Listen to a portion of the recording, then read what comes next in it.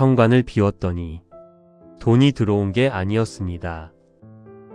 가족이 끊겼습니다. 비가 추적추적 내리는 저녁.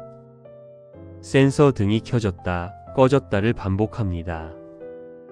마치 누가 올 것만 같은데 아무도 오지 않는 그 깜빡임이 오늘따라 유난히 적막합니다. 그런데요. 제가 한때 그 현관을 진심으로 돈 들어오는 분이라고 믿었던 적이 있습니다. 몇 해 전이었습니다. 스마트폰으로 유튜브를 넘기다 영상 하나가 눈에 박혔지요. 현관에 이것 치우세요. 돈복이 쏟아집니다. 평소 같으면 웃고 넘겼을 텐데 그날은 손가락이 멈추지 않았습니다. 그 무렵 저는 은퇴를 했고 통장 잔고는 조용히 줄어들고 있었습니다. 재취업은 쉽지 않았고 밤이면 천장을 보며 이런 생각을 했지요. 이러다 진짜 늙어서 폐지라도 주어야 하나. 사람이 겁에 질리면요, 하찮은 말도 구원처럼 들릴 때가 있습니다. 그 풍수 영상이 딱 그랬습니다. 은퇴 후의 일상은 생각보다 가혹했습니다. 40년 직장 생활을 하며 쌓아온 자존심은 무너졌고 아침에 일어나도 갈 곳이 없다는 게 이렇게 두려운 줄 몰랐습니다. 커피 한 잔 마실 때도 가격표를 확인하고 마트에서 카트를 밀 때도 계산기를 두드리고 친구들과의 술자리도 부담스러워 먼저 자리를 피하기 일쑤였습니다. 그런 제게 현관만 비우면 돈복이 온다는 말은 마치 로또 당첨 번호를 알려주는 것처럼 들렸습니다. 영상 속 전문가는 단호했습니다. 현관은 기가 들어오는 입구. 바닥에 신발 하나, 먼지 하나, 젖은 우산 하나도 두지 말라. 그래야 막힌 재물운이 뚫린다고요. 화면 속에는 깨끗하게 정리된 현관 사진들이 나왔습니다. 하얀 타일, 반짝이는 조명, 텅 빈 공간. 마치 호텔 로비처럼 완벽했지요. 그리고 자막이 떴습니다. 이렇게 한 달 만에 승진했습니다. 복권에 당첨됐어요. 사업이 대박 났습니다. 저는 그 댓글들을 하나하나 읽었습니다. 새벽 2시까지요. 그리고 다짐했습니다. 나도 해보자. 잃을 것도 없잖아. 그날부터 저는 현관의 독재자가 됐습니다. 아내가 장을 보고 돌아와 잠깐 벗어둔 신발을 보고 저는 이렇게 말해버렸습니다. 복 달아나게 이걸 왜 꺼내놨어? 아내는 멈칫했습니다. 손에는 무거운 장바구니를 들고 있었는데 저는 그 무게를 보지 못했습니다. 오직 현관 바닥에 놓인 신발 한 켤레만 보였지요. 아내는 아무 말 없이 신발을 들고 신발장에 넣었습니다. 그때 아내의 뒷모습이 조금 구부정해 보였는데 저는 그것도 보지 못했습니다. 저녁 식사는 조용했습니다. 아내는 평소보다 말이 없었고 저는 현관이 깨끗해진 것에 흡족해하며 국을 떠먹고 있었습니다. 주말에 딸내가 손주를 데리고 오면 반가워하기도 전에 저는 현관을 훑었습니다. 그리고 말했죠. 신발은 신발장에 꼭, 손주는 할아버지 하며 뛰어들려다 제 표정을 보고 멈칫했습니다. 5살 아이도 눈치를 보게 만든 겁니다. 딸아이는 어색하게 웃으며 말했습니다. 아빠, 애가 신발 벗자마자 달려가고 싶어 하는 건데. 그래도 규칙은 지켜야지. 제 목소리는 딱딱했습니다. 딸아이는 더 이상 말하지 않았습니다. 추석 명절, 며느리가 젖은 우산을 놓으려는 순간 저는 냉큼 빼앗으며 말했습니다. 아이고, 그건 안 돼요. 며느리는 당황한 표정으로 우산을 도로 들었습니다. 아, 죄송합니다. 아들이 옆에서 작은 한숨을 쉬는 게 들렸습니다. 하지만 저는 개의치 않았습니다. 현관이 중요했으니까요. 그게 제가 사랑하는 사람들을 맞이하는 방식이었습니다. 저는 매일 아침 현관을 닦았습니다. 타일이 번쩍이도록요. 신발장은 정리했고 바닥은 텅 비었습니다. 새벽 6시면 일어나 걸레를 들고 현관으로 갔습니다. 타일 하나하나를 닦고 문짝을 닦고 신발장 안까지 정리했습니다. 신발은 종류별로 색깔별로 배열했습니다. 운동화는 운동화끼리, 구두는 구두끼리, 심지어 신발 앞코가 같은 방향을 향하도록 일일이 맞춰 놓았습니다. 완벽했습니다. 완벽하면 돈이 들어올 줄 알았습니다.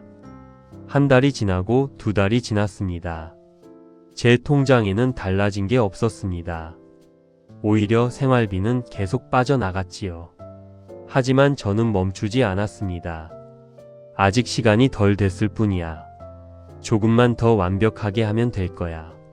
그러던 어느 날 아내가 조심스럽게 물었습니다. 그게 그렇게 중요해?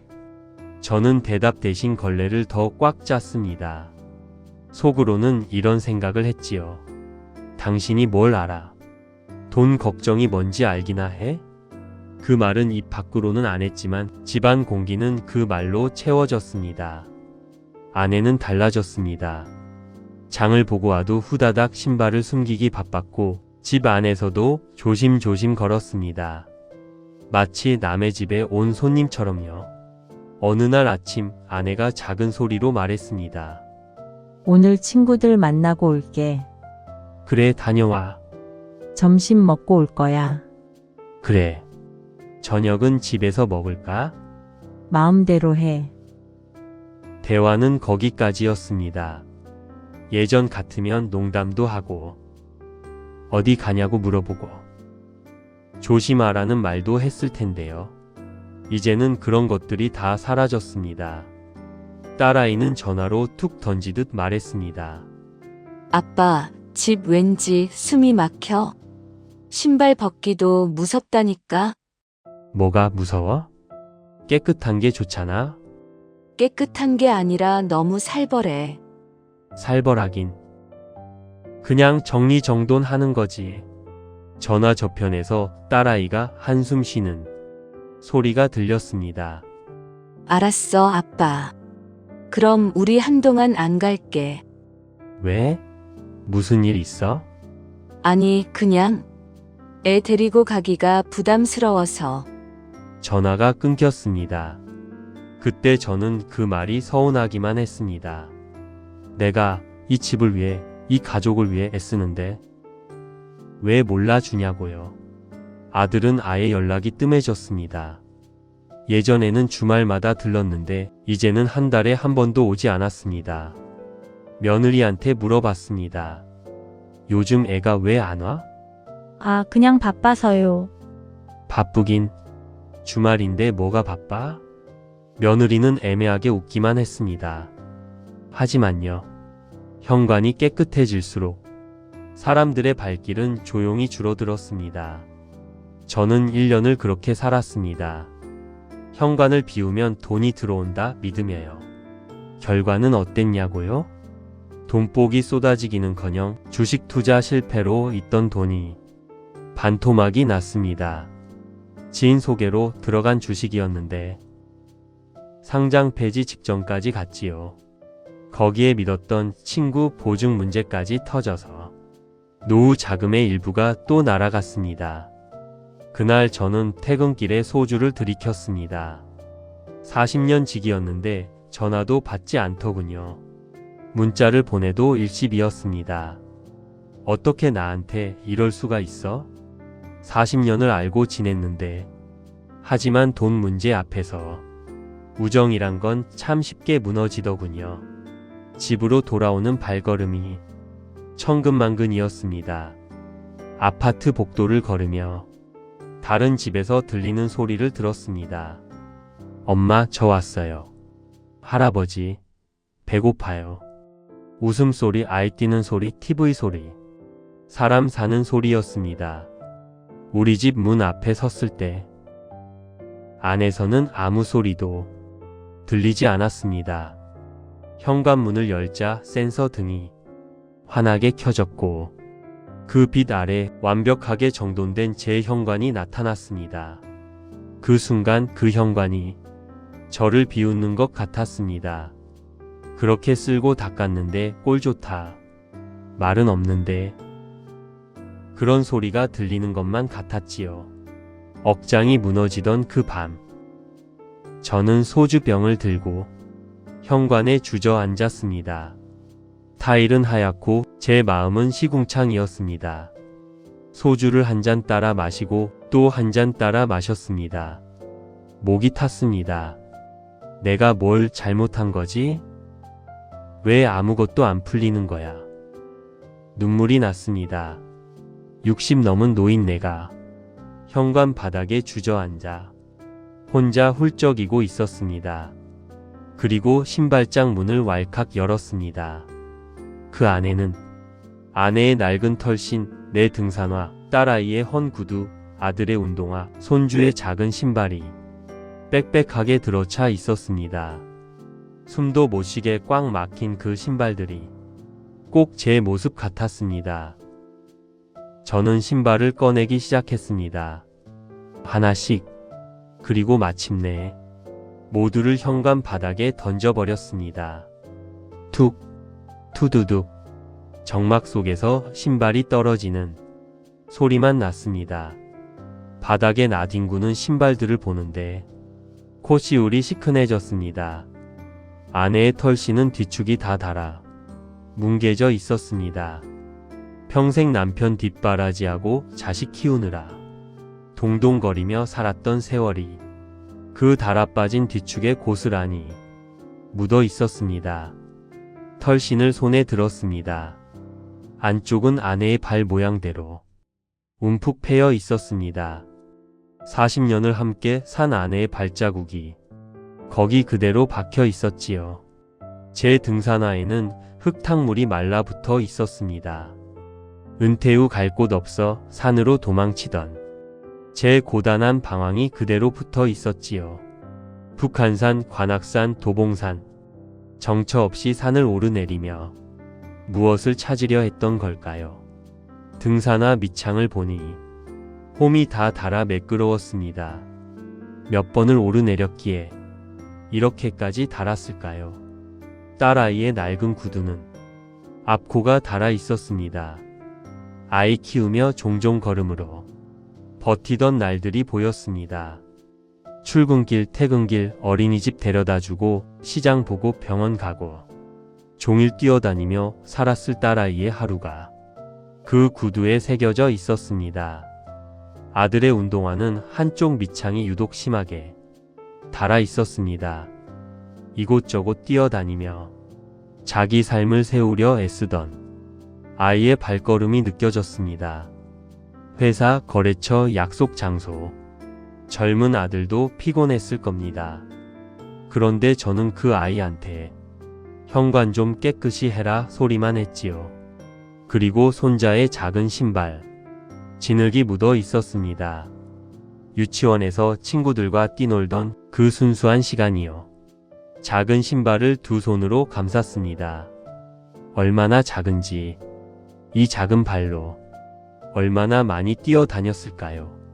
그런데 저는 이 작은 신발이 현관을 더럽힌다고 생각했습니다. 그때 깨달았습니다. 돈복을 부른다며 치워버리려 했던 건 어쩌면 신발이 아니라 우리 삶의 냄새였다는 걸요. 가난해 보일까봐, 초라해 보일까봐 감추고 싶었던 내 60년의 흔적. 저는 신발을 안고 울었습니다. 하나씩 하나씩 끌어안으며 그 신발의 주인을 떠올렸습니다. 아내의 얼굴, 딸의 목소리, 아들의 뒷모습, 손주의 웃음. 모두 제가 밀어낸 것들이었습니다. 현관을 깨끗하게 만든다는 명목으로요. 그날 밤 저는 울었습니다. 현관에서, 신발들 앞에서. 그리고 알았습니다. 현관은 돈이 들어오는 통로가 아니라 사람이 들어오는 길이라는 걸요. 사람이 들어오려면 흔적이 남습니다. 흙 묻은 신발도, 비 젖은 우산도요. 그게 사람 사는 집입니다. 먼지 하나 없는 텅 빈 현관은 결국 아무도 오지 않는 고립이었습니다. 제가 원했던 복은 지폐 뭉치가 아니라 할아버지? 하고 뛰어 들어오는 손자의 온기였습니다. 다음날 아침 저는 아내에게 말했습니다. 미안하오. 내가 미쳤었소. 아내는 놀란 눈으로 저를 바라봤습니다. 갑자기 왜 그래요? 당신 힘들었지? 내가 너무 심했소. 아내의 눈이 촉촉해졌습니다. 괜찮아요. 당신도 힘들었잖아요. 힘든 건 변명이 안 돼요. 미안하오. 그날 저는 딸에게도 전화했습니다. 아빠가 미안하다. 너무 예민했구나. 아빠, 이번 주말에 와라. 손주 얼굴 보고 싶다. 정말요? 그래. 아빠가 너무 바보같이 굴었어. 전화 너머로 딸아이 우는 소리가 들렸습니다. 아빠, 나도 미안해요. 좀 더 이해했어야 하는데. 아니야. 내 잘못 아니다. 아들에게도 문자를 보냈습니다. 아빠가 잘못했다. 집에 편하게 놀러 와라. 답장이 왔습니다. 아빠, 저도 죄송해요. 이번 주에 갈게요. 요즘 저는 현관을 그렇게 비우지 않습니다. 아내 슬리퍼는 문 앞에 툭 두고 손녀 신발이 삑삑거리며 놓여 있으면 그대로 둡니다. 그 작은 신발이 집을 따뜻하게 만들더군요. 지난 주말 손주가 왔습니다. 신발을 벗자마자 할아버지 하며 달려왔습니다. 저는 그 아이를 안아 올리며 말했습니다. 그래, 우리 손주. 많이 컸네. 아내가 웃으며 말했습니다. 신발 좀 봐요. 온통 진흙투성이네. 괜찮소. 아이들은 원래 그렇게 노는 거지. 손주가 물었습니다.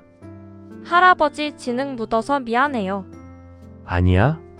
할아버지가 좋아. 우리 손주가 신나게 놀았다는 증거잖아. 손주가 환하게 웃었습니다. 저녁에 온 가족이 모였습니다. 현관에는 신발이 여기저기 놓여 있었습니다. 예전 같으면 발작했을 광경이지요. 하지만 지금은 그 신발들이 제일 아름다워 보입니다. 식탁에서 아들이 말했습니다. 아빠, 요즘 집이 편해졌어요. 그래? 네. 예전에는 좀 긴장됐거든요. 딸아이가 거들었습니다. 맞아. 이제 숨쉬기 편해요. 아내가 제 손을 잡았습니다. 말없이 조용히. 그 손의 온기가 따뜻했습니다. 돈이 들어오지는 않았습니다. 통장 잔고는 여전히 조금씩 줄어들고요. 하지만 이상하게도 마음은 풍요로워졌습니다. 주말마다 손주가 와서 제잘거리고 아내와 저녁 산책을 하고 아이들이 전화로 안부를 묻습니다. 복권에 당첨된 것처럼 거액이 생기지는 않았습니다. 하지만요. 현관에서 들리는 할아버지 저 왔어요. 이 소리가 제게는 100억보다 값진 복입니다. 저녁에 아내가 툭툭 신발을 벗어놓고 오늘 친구들 만나고 왔어요 하는 그 편안한 목소리가 로또 1등보다 귀합니다.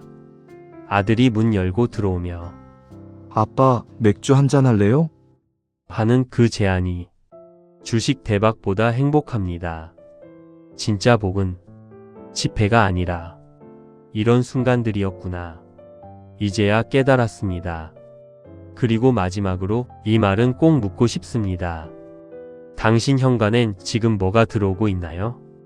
돈인가요? 사람인가요? 혹시 저처럼 완벽한 현관을 만든다며 정작 소중한 것들을 밀어내고 있지는 않나요? 신발 한 켤레, 우산 한 개. 먼지 조금이 두려워서 사람의 온기까지 차단하고 있지는 않나요? 돈은 중요합니다. 하지만 돈만큼 중요한 게 사람입니다. 저처럼 1년을 허비하지 마세요. 저처럼 가족을 밀어내고 나서 후회하지 마세요. 현관은 깨끗해도 마음이 텅 비면 그건 집이 아닙니다. 오늘 퇴근하시거든 현관을 한번 보세요. 거기 신발이 놓여 있나요? 우산이 있나요? 누군가의 흔적이 있나요? 그렇다면 축하합니다. 당신 집에는 이미 복이 가득합니다. 그 복의 이름은 바로 함께입니다.